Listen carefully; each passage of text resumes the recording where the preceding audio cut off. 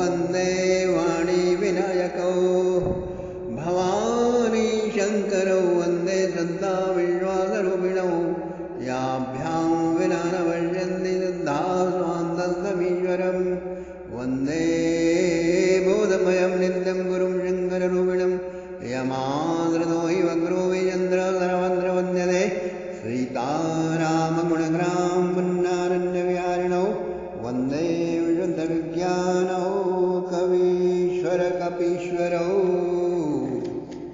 उद्भवस्थितसंहारकारिणीं क्लेशहारिणीं सर्वश्रेयस्करीं सीतां नतोऽहं रामवल्लभां यन्मायावशवर्धविषमकलं ब्रह्मादिदेवासुरा यत्सत्त्वादमृषैव वादकलं रज्जौ निधारैर्भमः यत्पादं लवमेकमेव विभवां बोधिस्थितिर्षावदां वन्देऽहं तमशेषकारणवरं रामाख्यमीशं हरिम् नानापुराणनिगमागमसम्मतं यद् रामायणे निगदितं क्वचिदन्यतोऽपि स्वान्तस्तुखाय तुलसीरघुनाथगाथा भाषानिबन्धमतिमञ्जुलमातनोति.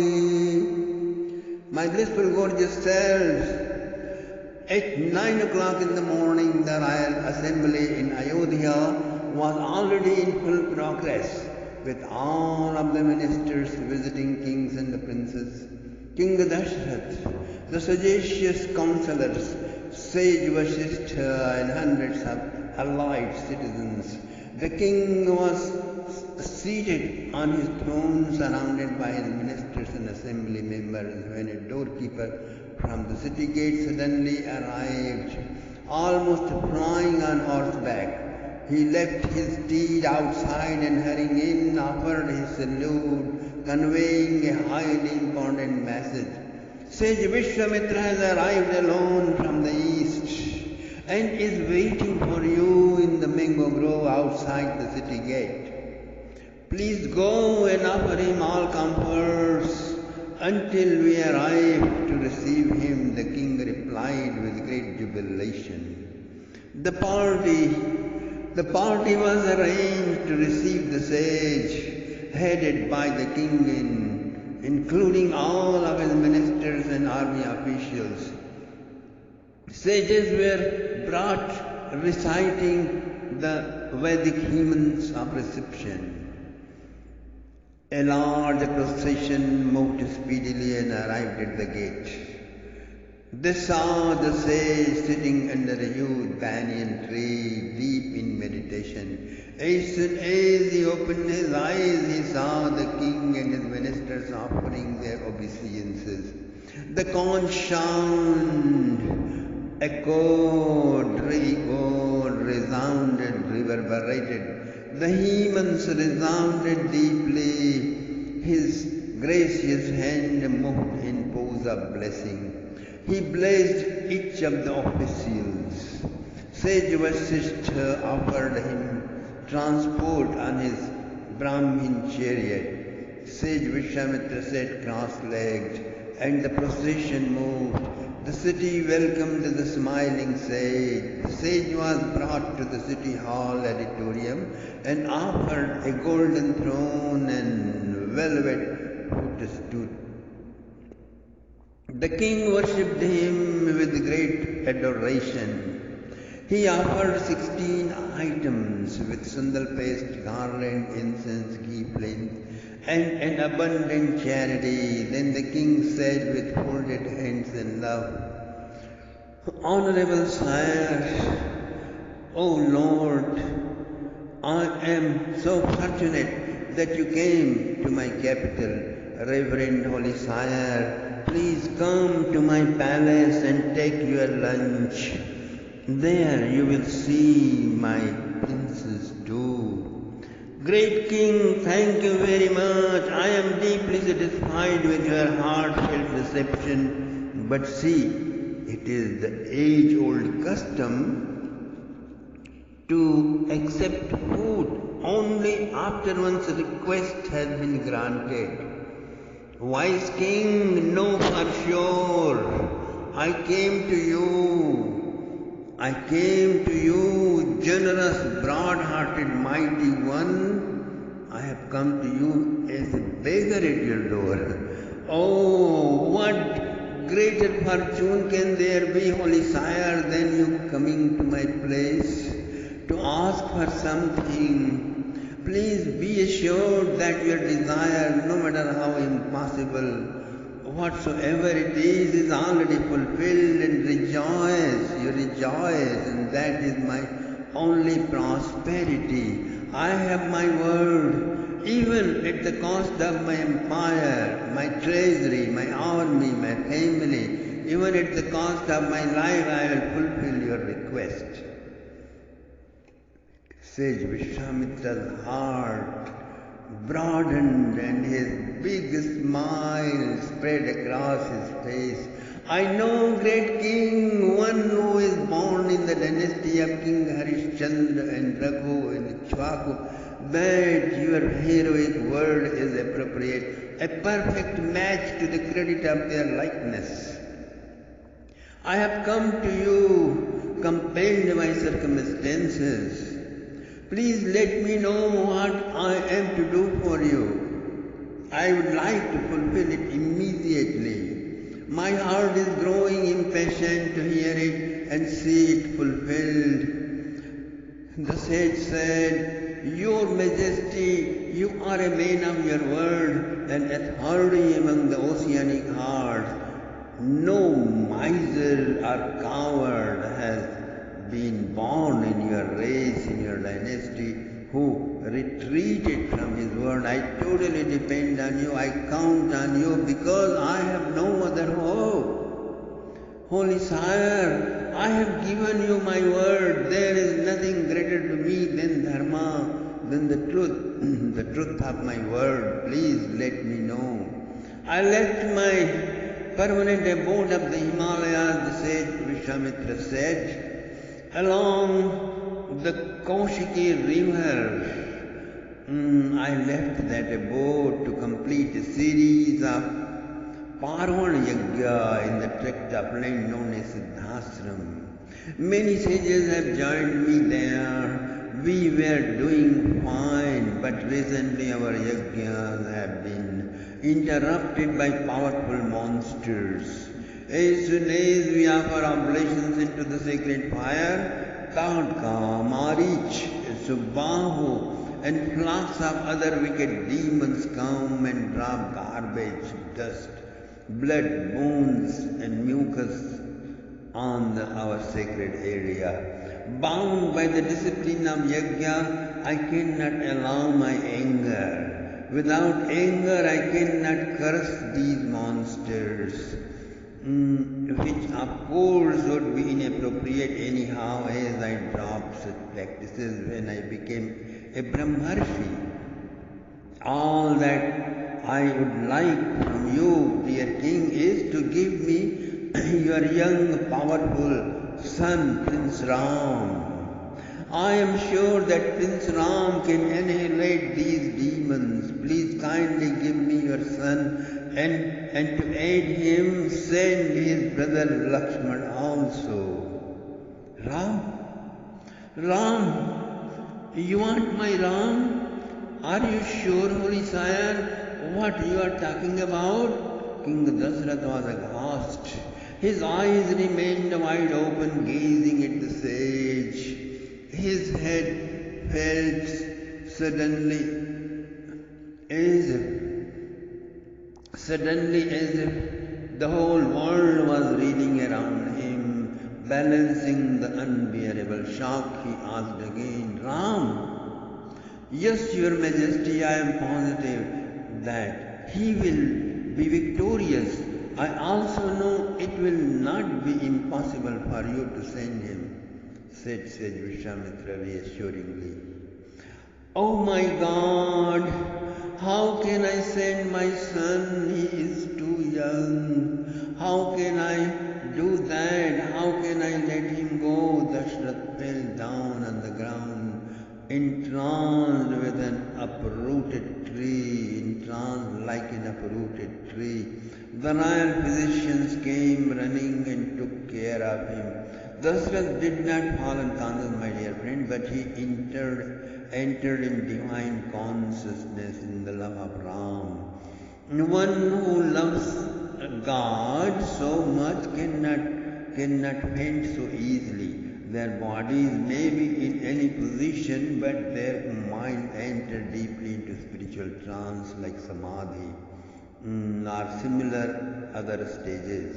Any emotion related to God, either through sorrow, joy or pain, will compulsorily lead to divine trance, samadhi, prem samadhi or bhav or mahabhav.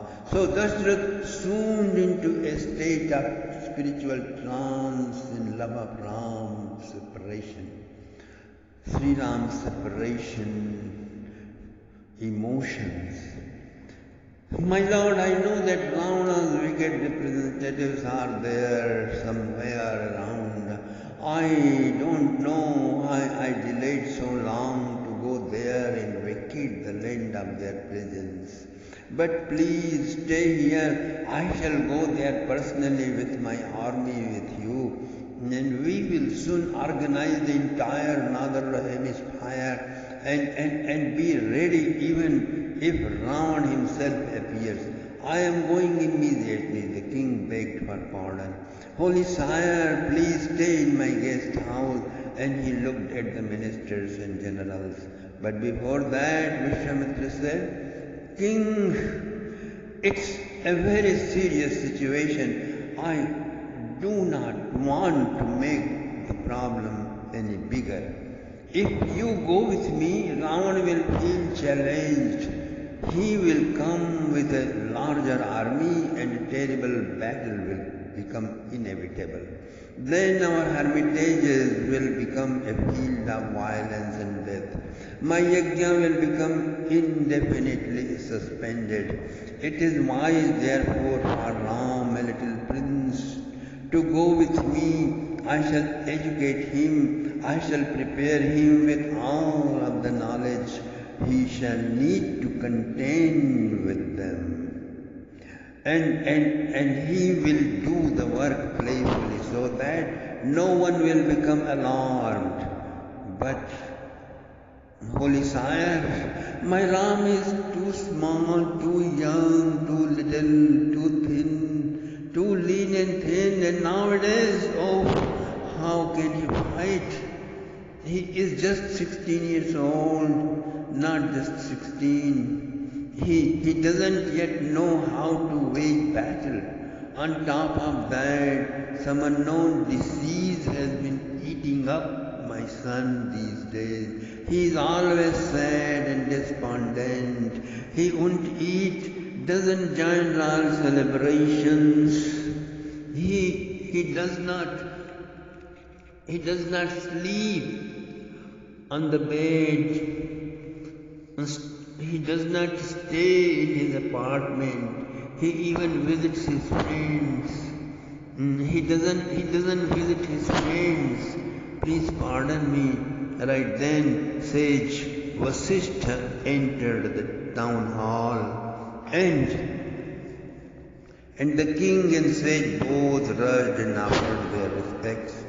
They offered him a gorgeous throne, and he smilingly spoke.